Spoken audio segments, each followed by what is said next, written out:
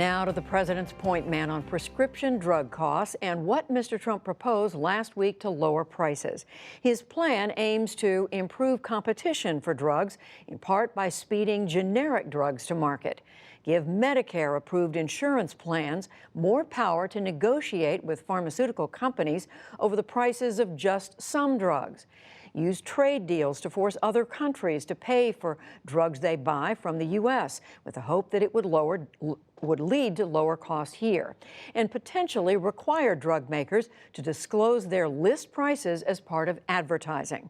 But the president backed away from what he once called for as a candidate, allowing Medicare to use its full power and leverage to negotiate prices directly with drug makers.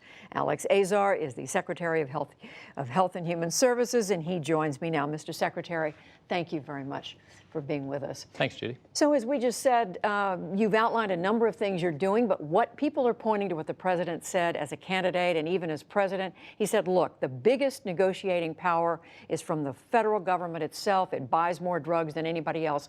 Why not have an overall let Medicare negotiate with drug companies? That is completely what the president's plan would do. This has been a great misunderstanding or misrepresentation that's happened out there. What the president has called for is in the two biggest parts of the Medicare program where we pay for drugs, Medicare Part D, which is that retail pharmacy program for senior citizens, to increase the power of the drug plans that we currently have negotiating for our seniors, give them the power to better negotiate, just like commercial plans do.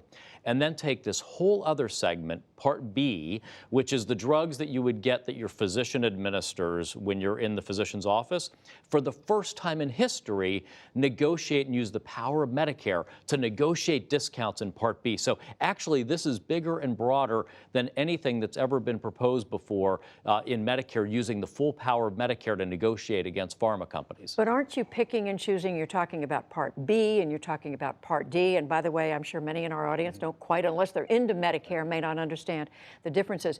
Wouldn't it have been simpler, bigger, and more effective to say all of Medicare can negotiate with these pharmaceutical companies, that's where the real clout would So this actually includes pretty much every drug that we pay for in Medicare for seniors, the ones you buy at your pharmacy, that's that retail drug program, and the drugs that you would have infused, for instance, by the doctor in the office, that's that Part B. This brings full power negotiation, the power of the federal government, to all of those drugs. That's our goal. All of those drugs. The only critique has been really what, frankly, it's been a bit of a tired, cheap talking point, has been this idea that I, as secretary, should do the negotiating directly rather than companies that know how to do this.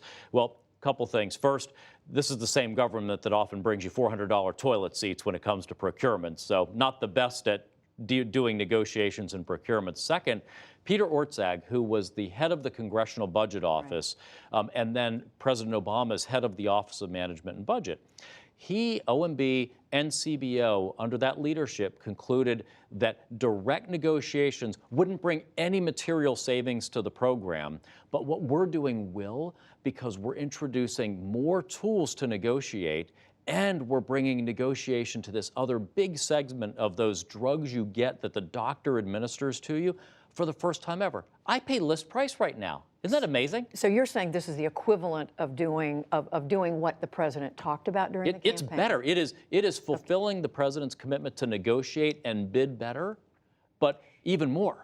Well, let me ask you about a couple of other elements. You've got a whole list of proposals here. One of the things you're talking about is requiring pharmaceutical companies to list the prices of drugs in their advertising. There are already skeptics out there saying, wait a minute, do you really think that this is going to work? What makes you think that will work? Well, we fundamentally believe that as a citizen, when you're watching a TV ad that is trying to entice you to go to your doctor's office and ask that doctor for a drug, that you are owed as a part of fair balance information to know how much that drug costs. What are they trying to get for that drug? I think it's material to know if the drug that you're being pitched is a $100 drug or a $50,000 drug.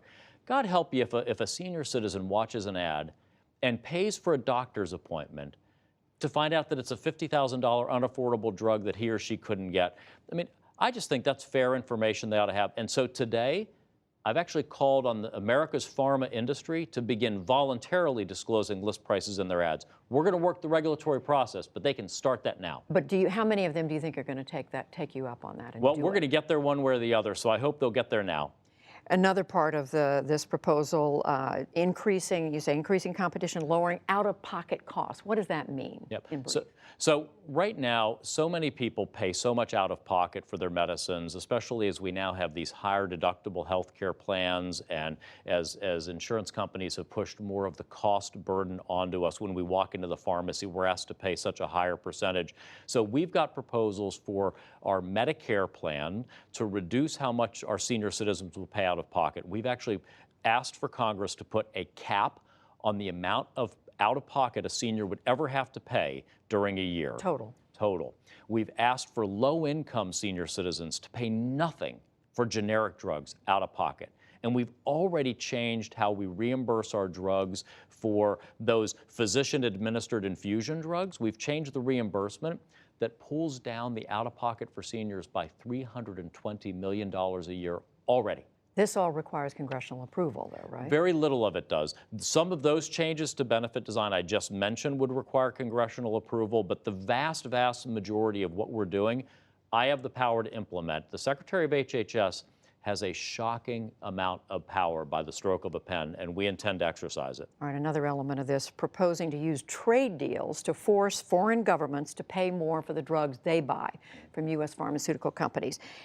Some people are saying, okay, that sounds like a great idea, but how do we know that these pharmaceutical companies are actually going to use that extra money to lower prices here in the United States? And I think that's a fair question. It's not necessarily to lower, it's to ensure they're paying their fair share. All right.